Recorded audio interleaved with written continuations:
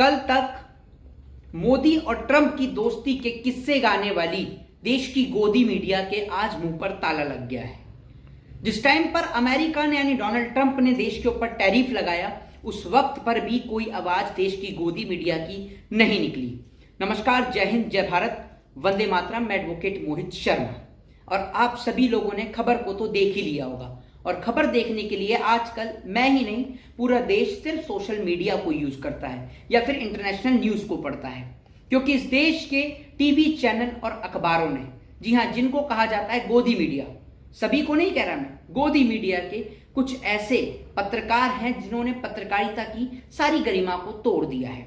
देश की खबरों को ना दिखाकर सिर्फ 24 घंटे या तो टीवी चैनल और अखबार पर या तो हिंदू मुसलमान देखने को मिलता है या मंदिर मस्जिद, कहीं बेरोजगारी महंगाई की चर्चा नहीं है। बहरहाल इन सब चीजों पे हम चर्चा करेंगे, लेकिन सबसे पहले आज देश का सबसे बड़ा मुद्दा है कि अमेरिका ने यानी ट्रंप ने टैरिफ के बाद अब भारत के ऊपर H1B वीजा पर जो है वो 88 लाख रुपए पर पर्सन पर जारी कर दिए। यानी कहने का मतलब क्या है H1B वीजा, ये मैं आपको विस्तार से बताऊंगा। विदेश में रहने वाले, जी हां, अमेरिका में रहने वाले 70% भारतीय जो हैं वहां जाकर नौकरी करते हैं। यानी H1B वीजा जो है वो 70% से ज्यादा भारतीय लगाते हैं।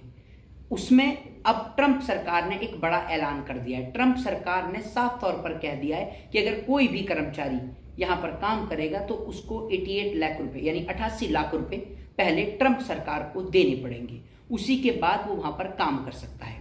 पहला सवाल ये कि क्या कंपनी इतना बड़ा खर्च अफोर्ड कर पाएंगी कि अपने प्रत्येक कर्मचारी के लिए वो 88 लाख रुपए सरकार को दे सकें, यानी ट्रंप सरकार को दे सकें। अगर वो अफोर्ड नहीं करेंगी तो यानी वो जो देश के नौजवान जो सोच रहे हैं कि हम विदेश में जाकर नौकरी कर लेंगे, अब उनका सपना चकनाचूर नजर आ रहा है होते हुए। लेकिन सबसे बड़ी चीज ये है कि वो लोग कहाँ हैं जो कल तक चिल्ला रहे थे कि मोदी जी का विदेश में डंका बज रहा है। असल में मोदी जी का विदेश में डंका नहीं, मोदी जी की लंका लग रही है। मोदी जी की लंका नहीं, मोदी जी को कोई नुकसान नहीं हो रहा, क्योंकि मोदी जी के बच्चे नहीं हैं जो उनके बच्चे पढ़ के विदेश में नौकरी लेने जाएंगे। बच्चे हैं गरीब लोगों के, जहां देश में रोजगार नहीं मिल रहा, वहीं बच्चे पढ़ लिख कर जब विदेश में जाने के लिए सोच रहे हैं तो अब उस कंपनी को उनके लिए प्रत्येक एक व्यक्ति के लिए, मतलब ये ऐसा नहीं कि पूरी कंपनी को सिर्फ एक ही व्यक्ति के लिए देना पड़े, नहीं, जितने कर्मचारी वहां उस कंपनी में काम करेंगे, अगर मान लीजिए कि 10 कर्मचारी वहां काम कर रहे हैं तो प्रत्येक कर्मचारी का 88 लाख रुपया वहां पर ट्रंप सरकार को देना पड़ेगा, जिसके बाद ही वो व्यक्ति वहां जाकर काम कर सकता है। यानी कहने का मतलब अगर हम कहें साफ शब्दों में तो अब वीजा की जो कीमत हो गई है वो 88 लाख रुपए पर पर्सन हो गई है।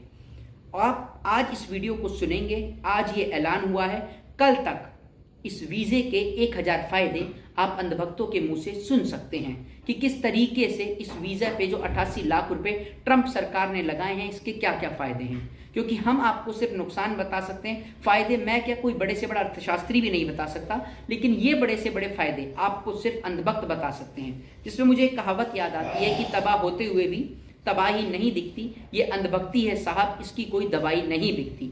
सबसे बड़ी चीज ये है कि आज जिस तरीके से ट्रंप ने टैरिफ के बाद अब H1B वीजा के ऊपर जो 88 लाख रुपए का शुल्क लगाया है, ये शुल्क से भारत के लोगों को सबसे ज्यादा नुकसान होगा। लेकिन अब तक देश के प्रधानमंत्री जी का इस पर कोई भी स्टेटमेंट नहीं आया है, या कह लीजिए कि मोदी जी ने चुप्पी साध रखी है। बहरहाल नरेंद्र मोदी जी की चुप्पी बड़ी मौन रहती है। वो लोग जो कल तक चिल्ला रहे थे, सड़कों पर लेट रहे थे, मोदी और ट्रंप की दोस्ती के फोटोज सोशल मीडिया पर वायरल कर रहे थे, मेरा आज उनसे सीधा सवाल है।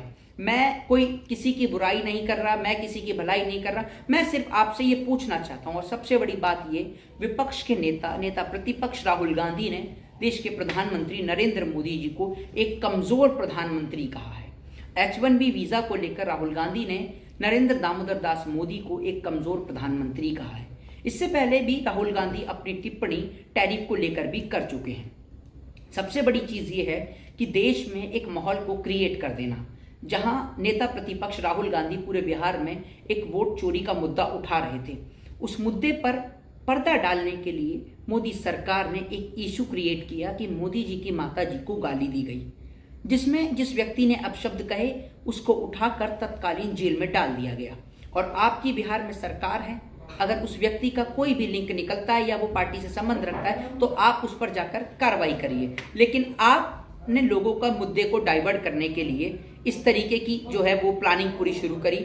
उसके बाद आपने एक बहुत बड़ा मुद्दा कि मोदी जी चाइना गए थे, उस मुद्दे को आपने ढकने का काम करा, क्योंकि सबको ये पता है कि अगर मोदी जी के चाइना जाने वाले मुद्दे पर अगर बात शुरू होगी तो मोदी जी को बहुत सारे सवालों के जवाब देने पड़ेंगे, जिससे लोगों का ध्यान भटकाने के लिए इस तरीके की चीजें करेंगे। बहरहाल इस पूरी वीडियो पे आप लोगों की क्या राय है, क्या प्रतिक्रिया है, अपनी प्रतिक्रिया कमेंट बॉक्स में जरूर दें। जय हिंद, जय संविधान।